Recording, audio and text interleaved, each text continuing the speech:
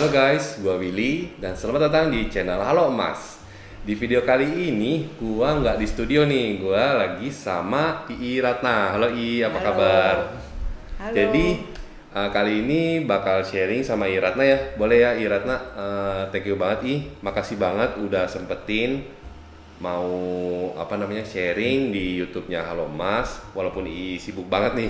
Nih kita bikin videonya di belakangnya toko emasnya Ii Ratna. Jadi aku mau ceritain dulu ya tentang Ii Ratna dikit ya. Jadi Ii Ratna ini salah satu pemilik toko emas Gajah Tuban. Jadi berletak di Jalan Ronggolawe nomor berapa Ii? 19. Nomor 19 Tuban, Jawa Timur. Kalau misalnya kalian mau cek Instagramnya juga ada di toko emas Gajah. Jadi nanti gua kasih juga linknya linknya di deskripsi. Boleh ceritain dikit dong Ih, pengalamannya gimana memulai usaha toko emas? Oke. Kita buka sekitar tahun 1975. 1975. Ya, itu kita mulai buka, tapi tidak di Tuban, sekitar 40 km dari Tuban. Oh, jadi nggak langsung di sini ya? Enggak. Oke. Kita waktu itu di desa, ya, sekitar 40 km dari Tuban. Nah, karena di sana itu daerah nelayan, ya, jadi suami bilang pindah aja lah ke Tuban. Jadi karena pemasarannya lebih luas, karena di Tuban itu pemasarannya bisa nelayan, bisa petani, bisa pedagang, bisa juga pegawai negeri. Jadi marketnya luas banget ya. Nah, kalau di daerah 40 km itu khusus nelayan. Nah, itu kita kira-kira 1 tahun di situ. Nah, suami mengajak pindah ke Tuban sekitar tahun 1975. 1975 pindah ke Tuban. Iya. Oke. Jadi awal buka nggak langsung di sini, tapi di 40 km dari sini ya, iya. Terus baru pindah ke sini setelah 1 tahun toko emas tuh beroperasi. Jadi sekarang yang di sana udah nggak buka ya, pindah ke sini semua ya. Iya. Oke. Itu sewa dulu. Oh sewa. Iya. Karena modal terbatas. Iya pasti. Kalau misalnya baru buka pasti ya ada kendala di modal nih ya. Iya. Terus tips lagi nih buat bukan tips sih, lebih ke pengalaman Ii gimana merintis usaha toko emas. Tadi udah dijelasin pas pindah ke sini tahun 1975. Habis itu ini ada fotonya juga iya. Boleh aku kasih unjuk ya. Nah, ini baru buka. Oke, ini pas baru buka nih 1975. Ya. Ini fotonya, ini jadul banget ya iya. Ini saya belum lahir Ii. Ya.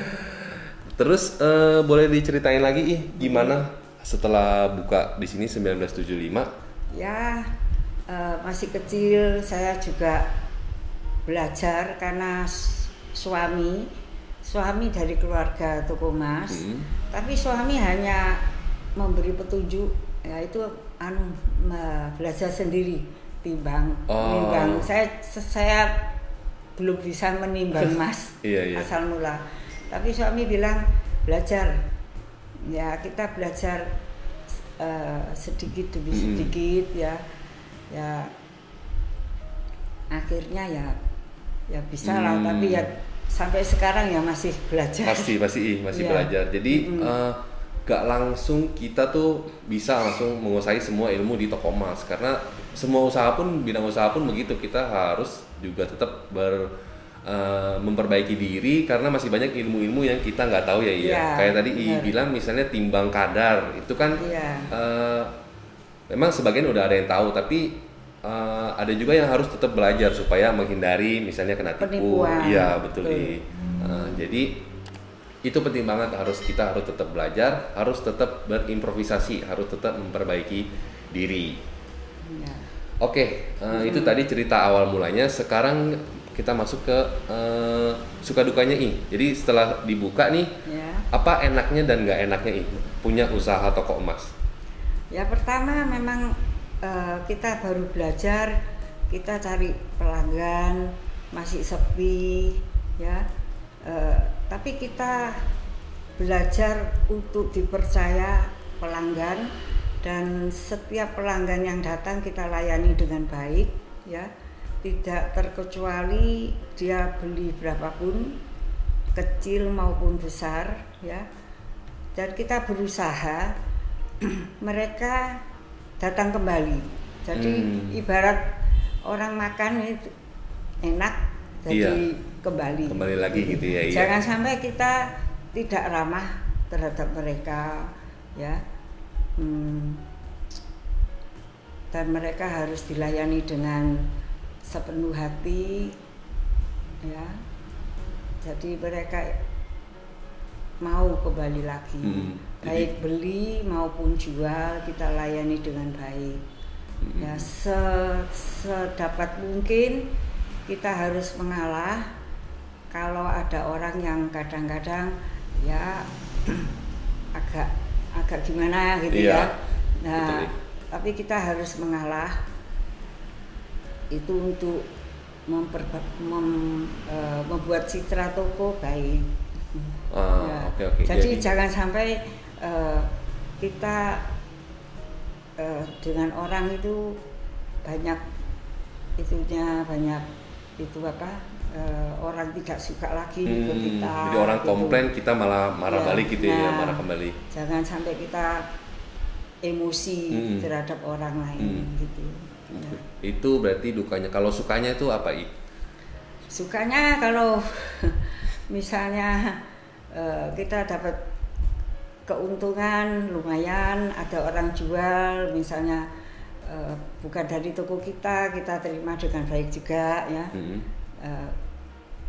Ada keuntungan yang lumayan itu senang. Juga kadang ditipu juga sering. Iya, itu dukanya ya. Jadi bisa kita kalau terima, memang kalau terima barang dari luar harus marginnya lebih tinggi ya. Sedikit untungnya sedikit lebih banyak. Karena itu tadi kita ada resiko.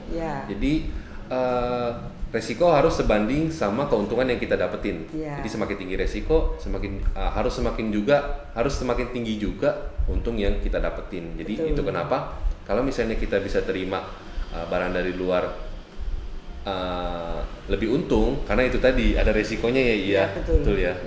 Jadi itu perlu diingat juga. Terus mau nambahin lagi nggak, suka dukanya? Mungkin apa sih enaknya gitu buka toko emas? Ada lagi nggak? Buka toko emas ya kita tidak sampai kekurangan ya, misalnya untuk keperluan sehari-hari cukuplah ya. Dukanya kita tidak bisa meninggalkan toko begitu saja untuk berlibur berminggu-minggu atau berapa hari, karena punya tanggung jawab. Setiap orang yang beli kepada kita juga pasti ada yang jual. Iya betul. Ya. Jadi sukanya begitu, dukanya ya. Jadi walaupun punya uang banyak juga nggak sebebas itu ya. Jadi kita harus tetap punya tanggung jawab, karena ini toko emas bukan seperti toko material yang kita cuma jual doang, nggak ada tanggung jawab untuk beli kembali lagi. Jadi ini industri yang berbeda banget. Kalau di toko emas ya itu kita punya tanggung jawab moral untuk membuyback, untuk membeli lagi kapan itu emas itu bakal dijual kembali, entah itu besok, 1 tahun lagi, atau bahkan 10-20 tahun lagi. Jadi kita mesti siap, ready, uangnya juga harus ready ya harus siap juga. Dengan begitu ya toko emas kita bisa dapat dipercaya ya. Kalau sering tutup juga kurang baik image-nya. Betul. Kita butuh kok tutup gitu. Ya itu lebih kita pentingkan orang jual. Jadi kita penting itu buyback itu. Ya toh, bukan cuman kita enak aja jual tapi buybacknya sulit, itu sangat-sangat anti mereka. Iya. Dengan toko emas yang demikian. Iya, jadi cuma mau jualnya aja pas istilahnya kalau mereka mau jual lagi ribet gitu ya. Ada juga toko emasnya yang kayak gitu. Jadi itu buat toko emas jangan dilakuin. Ya. Oke, tadi udah jelasin cerita awal mulanya terus udah juga jelasin suka dukanya, gimana enaknya berusaha toko emas. Terus aku mau tanya, bagaimana caranya kita bisa memanage toko emas supaya bisa menghasilkan profit atau keuntungan? Karena kan kalau kita lihat kan nggak dikit juga loh toko emas yang tutup, ada juga. Jadi kalau menurut saya lebih ke dia memanage uangnya sih, gimana cara mengatur keuangannya, terus mengatur barangnya, stok barangnya.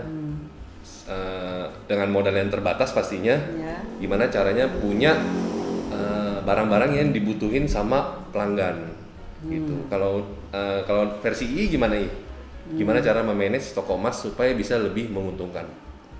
Ya, semua pasaran toko emas di semua daerah itu tiap-tiap daerah berbeda. Betul. Misalnya Tuban karena pasarannya untuk nelayan, itu kita juga harus menyesuaikan karena nelayan itu butuh barang yang gede-gede gitu, yang besar-besar gitu ya. Bukan yang model aneh-aneh gitu, bukan. Kalau untuk petani juga mereka itu orang yang polos ya. Jadi mereka juga butuh barang yang besar dan yang juga tidak aneh-aneh gitu. Yang nggak banyak batunya. Iya betul. Oke. Jadi seleranya juga berbeda ya. Beda. Nah jadi kalau misalnya di Tuban ini kan tadi bilang ada petani, nelayan, PNS juga ada pabrik juga ada, pegawai buruh pabrik.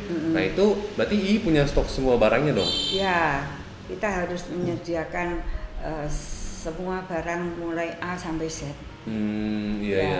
Oke. Jadi disesuaikan juga ya sama kebutuhan dan keinginan si konsumen ya. Tua, muda. Iya. Oke. Jadi itu tadi gimana caranya menyediakan stok ya. Kalau misalnya di memanage uangnya itu caranya gimana Maksudnya manage uangnya kita harus pandai-pandai, jangan sampai uang tidak ada untuk buyback. Nah itu paling penting ya. Nah, kita itu aja lah, secara alami aja. Kalau orang beli, kita jangan sampai orang itu kecewa, dan kita harus punya barangnya, dan orang jual pun jangan sampai kecewa kalau dia mau jual barang, uangnya kita nggak ada atau bagaimana ya. Betul. Yang penting pokoknya kita secara alami jual beli itu tidak ada paksaan atau tidak ada tekanan. Jadi rezeki alami datang sendiri. Iya betul. Jadi emang datang sendiri, betul sih ya, dengan kita kasih konsumen yang terbaik, entah itu barang, servis ataupun misalnya potongannya. Secara alami ya konsumen akan datang sendiri ya, dia akan bisa pilih, terus juga bisa sebarin ke teman-temannya atau ke familinya. Dari mulut ke mulut. Iya betul karena kalau kita yang bilang, toh belinya di sini, belinya di saya aja, orang itu belum tentu percaya karena belum kenal. Tapi kalau misalnya saudaranya sendiri yang ngomong, belinya di toko emas Gajah aja, terpercaya gitu, dia pasti percaya gitu. Iya. Oke, jadi itu secara alami, benar-benar penting banget. Oke, sharing pertama udah selesai. Jadi sekarang mau mention tokonya Ratna. Jadi yang mau datang bisa langsung aja. Kalau misalnya di daerah Jawa Timur itu toko emas Gajah Tuban. Alamatnya di Jalan Ronggolawe nomor 19 ya. Oh ya, Ronggolawe Tuban, Jawa Timur. Jadi ini tokonya, ini gue lagi di belakang tokonya nih. Terus kalau mau cek Instagramnya juga bisa, itu uploadnya setiap hari, barangnya bagus-bagus juga. Itu di toko emas Gajah. Jadi nanti gue kasih juga linknya di deskripsi buat kalian yang mau lihat. Kirim juga ya, bisa kirim. Online juga. Aman tapi. Aman dari Sabang sampai Merauke. Dari Sabang sampai Merauke kalian bisa pesen, model-modelnya cakep-cakep banget. Lengkap ya, ada model Dubai, model yang aneh-aneh, batu-batu gitu, yang cakep-cakep pokoknya ada, bisa cek langsung di Instagramnya. Terus ada nomor handphonenya juga di Instagramnya. Ada. Nanti gua kasih juga linknya nomor handphonenya di deskripsi. Oke, itu tadi sharing yang pertama. Nanti lanjut lagi ke video yang kedua, itu tentang tips memulai usaha toko emas. Karena banyak juga yang nanya ke aku nih, gimana cara memulai toko emas. Misalnya karena dia sudah punya bahan tapi dia nggak punya pengetahuan gitu. Nah itu kan nanti kita sharing ke video kedua deh ya. Oke, sekian video kali ini. Like kalau kalian suka. Kalau kalian punya ide-ide video apa yang harus gue bikin selanjutnya, silakan komen di bawah ya. Oke, sampai jumpa di video selanjutnya. Bye. Bye.